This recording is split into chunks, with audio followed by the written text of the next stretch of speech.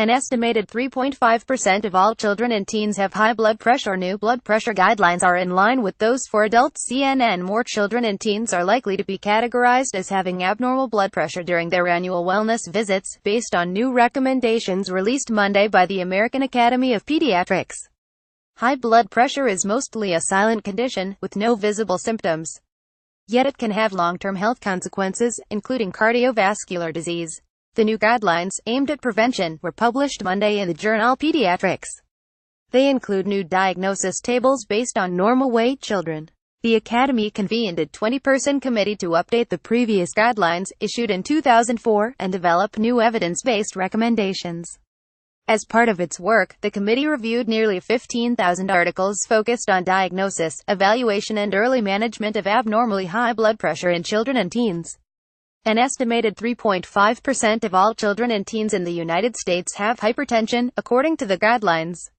The prevalence of 3.5% is based on fairly recent large-scale screening studies, said Dr. Joseph T. Flynn, lead author of the guidelines and a professor of pediatrics at University of Washington. In the past, the percentage of children diagnosed with high blood pressure was lower, he said, based on previous studies, maybe 1% to 2%. The cause of hypertension depends on the age group. In infants and very young children, we worry about an underlying cause like kidney disease, Flynn said. With older school-aged children and teenagers, the cause is more likely to be primary hypertension, sometimes called essential hypertension, where there is no specific problem, he said. This is like adults. Obesity does contribute to higher blood pressure, he said. Yet the physiological mechanisms causing high blood pressure are very complicated, and not all kids who are overweight or obese are hypertensive, while some normal weight kids may be. If, for example, a child is known to have kidney disease or heart disease, then they would be at higher risk for hypertension. Another group would be kids whose parents have hypertension, Flynn said. The guidelines include updated blood pressure tables based on normal weight children for more precise classifications of hypertension. As a result, more children will be categorized as needing treatment. Untreated, we believe that high blood pressure in a child will lead to high blood pressure when that child becomes an adult, so that would potentially lead to an increased risk of cardiovascular disease later in life, Flynn said, adding that untreated hypertension can also cause heart and kidney damage. The new guidelines are aligned with those for adults, according to Flynn. The blood pressure levels that are concerning in adults would also be concerning in an older teenager, meaning those age 13 and older. It simplifies things for doctors, he said. Takeaways for parents. The major thing parents need to know is that their children should have their blood pressure checked when they see a doctor, Flynn said. Also, know that hypertension can be managed with lifestyle change, for example, more exercise or changing the diet. Sometimes, though, the condition requires medication. Another change in the new guidelines is an emphasis on confirmation of the diagnosis.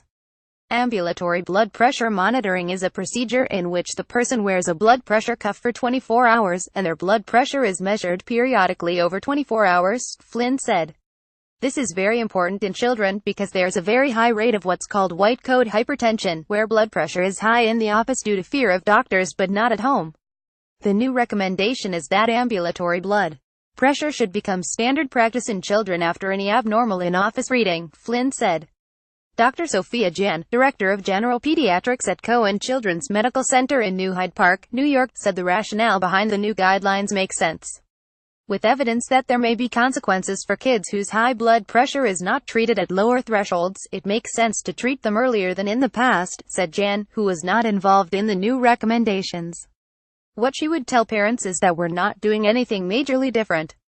We're still going to check your child's pressure when he or she comes for wellness child visits.